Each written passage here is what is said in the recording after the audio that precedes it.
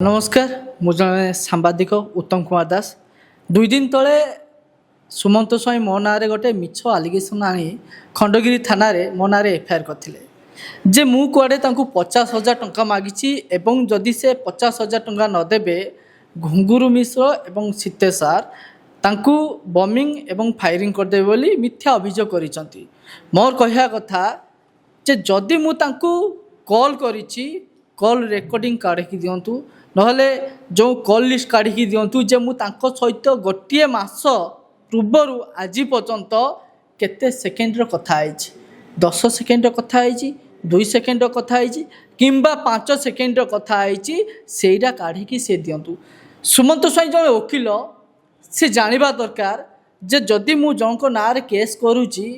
ताहले से जिनसटा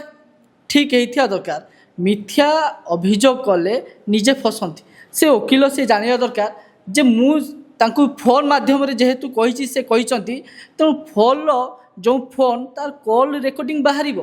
एवं कॉल रेकॉर्डिंग बाहरिला परे सुमंत स्वाई से निजे बुझी पारुचंती तो तांकर अवस्था कौन हबो जने वकील हेई मीडिया को संपूर्ण भावे सीए भुआ बनाउचंती जोथि पई मु तांकर नारे न्यूज करथिली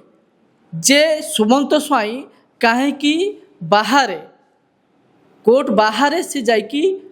मीडिया को लगाई केस रो समाधान करिया पई चाहउचंती। जदि सुमंत स्वाई कोर्ट बाहर सबू मामलार फैसला करिवे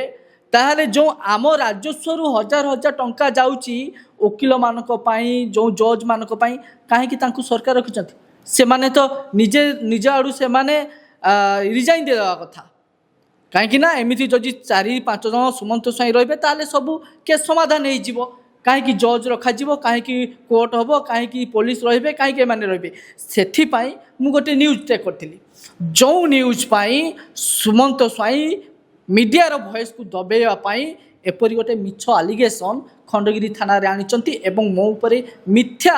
अभियोग आनिचंती जे मु तांको 50,000 टंका मागिची एवं तांको बॉम्बिंग फायरिंग करिया पई धमक मध्य देइची। मु जानि पार नाही सुमंत स्वाई सतरे जन वकील ना कौन मु से दिन मोर से न्यूज रे मध्य कहिथिली जे सुमंत स्वाई वकील ना दलाल आज मध्य कहूची जे सुमंत स्वाई जन वकील ना दलाल केवल एतिकी रहिला बाकी मोर आईन उपरे पूरा विश्वास रही खंडगिरी थाना जो मो ना केस होती संपूर्ण भावे तार तदंत करा जाऊ एवं जी दोषी ताकू दंडित करा जाऊ। जय जगन्नाथ।